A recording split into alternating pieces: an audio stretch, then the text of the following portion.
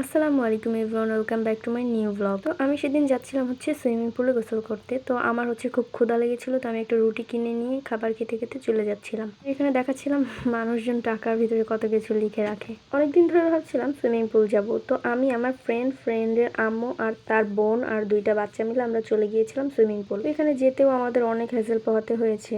এটা আমাদের বাসা থেকে খুবই কাছে একটা পার্ক, রেইন ফরেস্ট নাম। ভিতরে ঢুকে আমরা দেখছিলাম এখানে অনেক সুন্দর সুন্দর ঝর্ণা, তারপরে পানি বয়ে যাচ্ছে, ভালোই লাগছিল দেখে।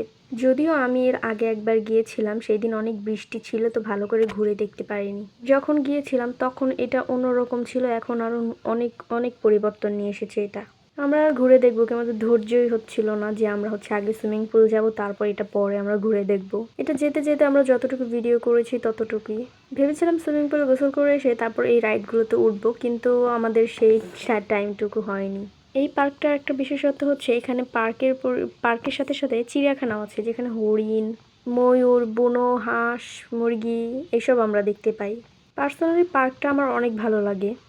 এটা পিকনিক স্পট, বিয়ে বাড়ি, যে কোনো অনুষ্ঠানের জন্য এটা বুকিং করা হয়। তো এখানে আমি হরিণগুলোকে দেখছিলাম, আর হরিণগুলো আমাদের দেখেও খুব সুন্দরভাবে দাঁড়িয়েছিল। ওরাও আমাদেরকে দেখছে, আমরা ওদেরকে দেখছি।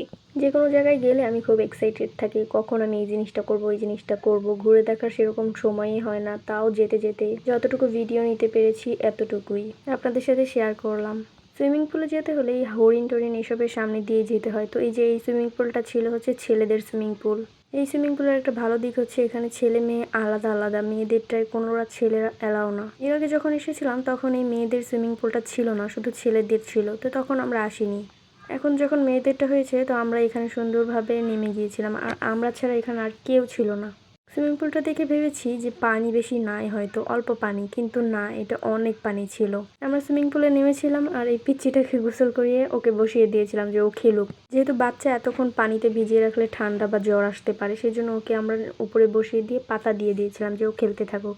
আর ও এত ভদ্র, সারাটাক্ষণ একটুও কান্না করেনি, এতটা নম্র ভদ্র বাচ্চা। এখানে অনেক পিঁপাও ছিল, ওকে কামড়িয়েছিল, কিন্তু ও একটা টু শব্দ পর্যন্ত করেনি।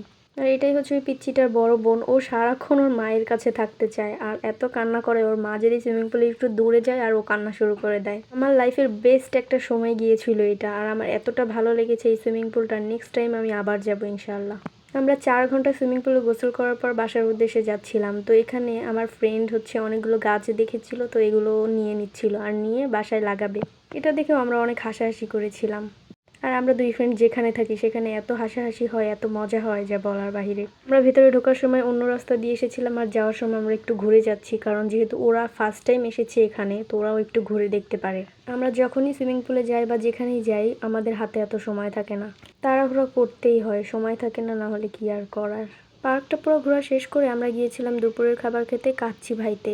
তো আমরা এখানে খাবার নিয়ে নিয়েছিলাম আর খাচ্ছিলাম। খাওয়া শেষ করে যে যার মতো বাসায় চলে গিয়েছিলাম। আমি বাসায় এসে দেখি এ তো খুব সুন্দর করে মশার কামড় খাচ্ছে আর চেয়ারে বসে ঘুমাচ্ছে। ওকে আমরা একটু বেশি আদর করি তো কোলে তুলে, এজন্য ঘরে ঘুমায় না, এসব চেয়ারে এসেই ঘুমায়। তারপর চলে গিয়েছিলাম স্টুডেন্টকে পড়াতে। আর সেই সঙ্গে বলে রাখি, আমার চ্যানেলে যারা নতুন তারা প্লিজ আমার চ্যানেলটি সাবস্ক্রাইব করে দিবেন, এবং ফেসবুক থেকে যারা দেখছেন তারা আমার পেজটি ফলো করে দিবেন। তারপর পড়ানো শেষ করে আমি বাসায় চলে এসেছিলাম, আর বাসায় আমি একটা ডাবের শরবত বানিয়ে, ডাবটা আর ডাবের শাঁসটা মিলিয়ে আমি শরবত বানিয়ে খাচ্ছিলাম। ভিডিওটা এতটুকু, সবাই ভালো থাকবেন, সুস্থ থাকবেন, আল্লাহ হাফেজ, আসসালামু আলাইকুম।